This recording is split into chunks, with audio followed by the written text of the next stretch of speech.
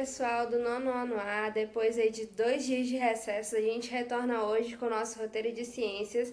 Na aula de hoje, ainda complementando o nosso assunto aí sobre a tabela periódica, conhecimento sobre os elementos químicos. Na aula de hoje, a gente vai entender os tipos de reações químicas e o que pode acontecer quando eu tenho alguns componentes juntos, qual será o nome que ele recebe, tá? Então vamos entender os tipos de reações hoje.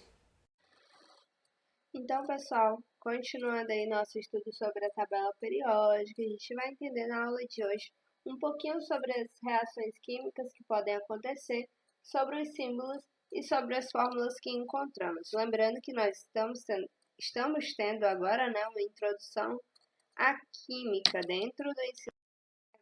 Uma reação química é só essa que acontece em tubos de ensaios, não é isso?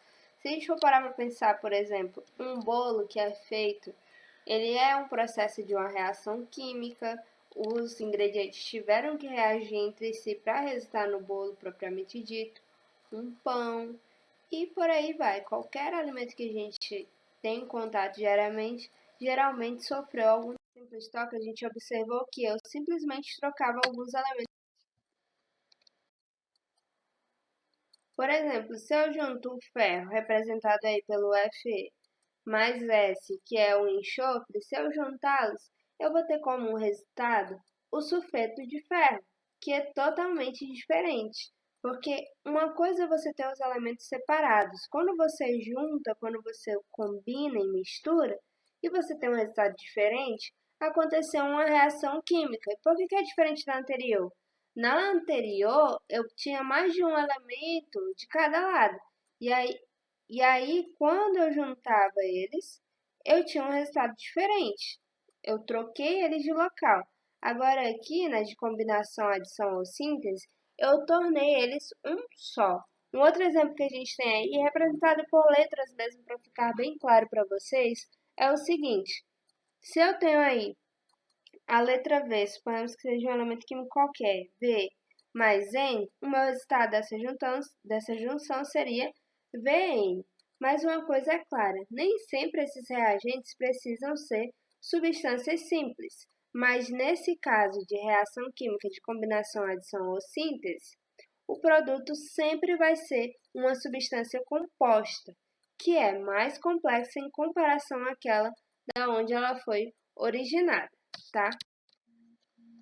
E aí, quando a gente fala sobre esses conceitos de reação química de simples troca, de combinação, entra o que a gente chama de lei de Proust. O que é isso? Duas ou mais substâncias, elas se combinam para formar um determinado composto, só que elas não se unem de qualquer maneira. Elas têm que se unir em uma proporção definida para que se mantenham em equilíbrio. Então, se eu fosse explicar para vocês em nível microscópio como que essa lei se aplica, significaria dizer para vocês que eu sempre vou estar juntando os elementos que sejam iguais. Por quê? Porque assim eu vou conseguir manter um equilíbrio. Então a proporção se mantém constante, mesmo que a quantidade de reagente e produto sejam alterados. Observem aí, falando bem a grosso modo mesmo. A gente tem hidrogênio e tem oxigênio. Lá no primeiro caso, eu tinha as bolinhas de hidrogênios menores em relação às bolinhas de oxigênio, mas sempre elas estão ligadas na mesma quantidade, 2 a 2, 4 a 4 e assim por diante. Já a última reação que a gente vai ver aí hoje é a reação química chamada de análise ou decomposição. Enquanto lá, na reação de combinação, adição ou síntese, a substância iria dar origem a uma substância composta, aqui vai ser o processo inverso. Eu vou dar origem a substâncias simples, porque eu vou começar a decompor. Pensem aí em matemática, por exemplo, quando vocês têm que fazer a decomposição dos números. Vocês vão tornando eles em unidades cada vez menores, mas de forma separada. Aqui, mais uma vez, coloquei para vocês o ferro e o enxofre. Quando eles estão juntos, eu tenho um sulfeto de ferro. Mas se eu coloco a uma determinada temperatura, o que eu posso fazer? Eu consigo separar o ferro do enxofre. Eles passam a ser novamente substâncias isoladas. Então, aqui é de decomposição. Eu estou quebrando algo que era complexo e tornando em simples. E aqui eu coloquei para vocês também um exemplo de letras. A letra V mais a N juntas é uma substância composta, mas se eu coloco elas para agir entre si, eu vou ter de um lado a letra E, V, né, o elemento químico V, e do outro o elemento químico N. Lembrando que aqui é apenas representativo, para que a gente possa entender. Então, só para situar vocês, para ficar bem claro, um resumão do que a gente viu hoje, na reação de simples troca, eu vou estar invertendo cada elemento químico de lugar, tá? Vou estar fazendo aquele joguinho de troca mesmo.